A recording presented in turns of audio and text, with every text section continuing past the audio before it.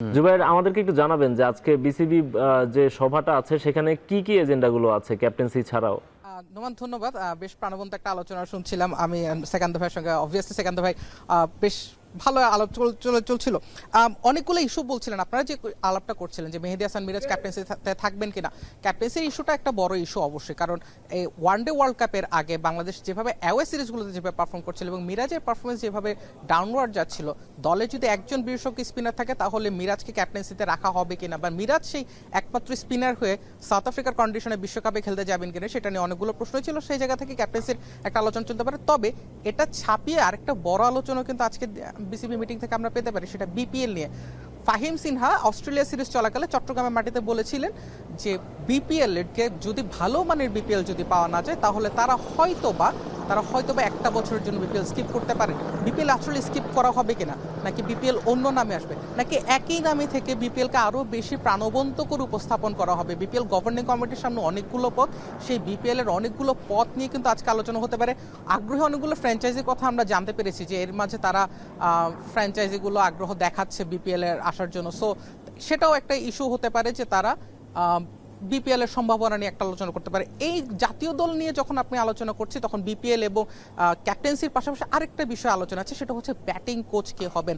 আমরা গত কয়েকদিন ধরেই পিস ক্রিকেট পার একটা গুঞ্জন আছে মোহাম্মদ ইউসুফ, পাকিস্তানের যিনি ভেটারান ব্যাটসম্যান এবং এক ক্যালেন্ডার ইয়ারে সবচেয়ে বেশি টেস্ট রানের যার রেকর্ড আছে, সেই মোহাম্মদ ইউসুফকে বাংলাদেশ জাতীয় দলের ব্যাটিং কোচ করার জন্য এক ধরনের আলাপ আলোচনা চলছিল। মোহাম্মদ আশরাফুল কি কন্টিনিউ করবেন কিনা, মোহাম্মদ আশরাফুলকে এইচপিতে নেওয়া হবে কিনা, বা তিনি যদি কন্টিনিউ করেন, বা ইউসুফের নামটা কেন বারবার আসছে, সেই ধরনের একটা ব্যাটিং কোচ। এবং যেহেতু শন টেইট চলে গিয়েছেন, তালহা জুবায়ের তিনি অন্তর্বর্তী দায়িত্বে এসেছেন বাংলাদেশ বোলিং ডিপার্টমেন্টে, পেস বোলিং কোচের কি হবে সেটাও আলোচনার বিষয়। জাতীয় দলের এই গণ্ডিটা যদি আমরা এক পাশে সরিয়ে রাখি, পূর্বাচল স্টেডিয়াম নিয়ে বিসিবি অনেক দিন ধরেই কাজ করছে। পূর্বাচল স্টেডিয়ামের সেই বিষয়গুলো আলোচনা থাকবে। গত বোর্ডের সময় আমিনুল ইসলাম বুলবুলের সময় সাইমন টফেল এসেছিলেন বাংলাদেশ ক্রিকেট বোর্ডের সঙ্গে কাজ করতে।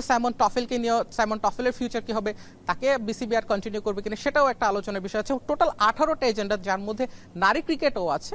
নারী ক্রিকেটের মধ্যে 8টি বিভাগীয় পর্যায়ে 8 জন নারী ক্রিকেটারকে কোচ হিসেবে নিয়োগ দেওয়ার একটা কথাবার্তা আমরা গতকালকে বিভিন্ন জায়গা থেকে শুনেছি। আমি নিজে পার্সোনালি যখন দু একজন বোর্ড পরিচালকের সঙ্গে কথা বলেছি তখন বলছেন যে নারী ক্রিকেটারদের সেন্ট্রাল কাঠামোটাও কিন্তু আলোচনার বিষয়ে চলে আসতে পারে। এর বাইরে আরও কিছু ইস্যু আছে, গ্রাউন্ডসের কিছু ইস্যু আছে, ফ্যাসিলিটিসের কিছু ইস্যু আছে। সবগুলো মিলিয়ে কিন্তু বেশ অনেকটা দিন পরে, প্রায় 2 মাসের একটা বিরতি দিয়ে বোর্ড সভাটা হচ্ছে এবং প্রত্যেক বিভাগ থেকে অনেকগুলো আলোচনার বিষয় আছে। মেডিকেলের আলোচনার একটা বিষয় থাকতেই পারে আজকের দিনে, বিশেষ করে যখন এতগুলো ইনজুরি নিয়ে বাংলাদেশ ক্রিকেট বোর্ড যখন ভুগছে সেই সময়টা। সো আলটিমেটলি অনেক ইম্পর্টেন্ট একটা বোর্ড মিটিং, 18টা থেকে মতো এজেন্ডা আছে। বেশ লম্বা সময় ধরে বৈঠকটা চলবে। তবে সবকিছু জানা যাবে সন্ধ্যায়, যখন বিসিবি আনুষ্ঠানিকভাবে আমাদেরকে সবকিছু জানাবে। নোমান। জুবাইর, আপনি বোর্ড সভা ফলো করতে থাকুন, নিশ্চয়ই অনেক গুরুত্বপূর্ণ সিদ্ধান্তগুলো আসবে এবং আপনি সেই সব সিদ্ধান্তগুলো আমাদেরকে টাইম বাই টাইম জানিয়ে দিবেন। জুবাইরকে ধন্যবাদ।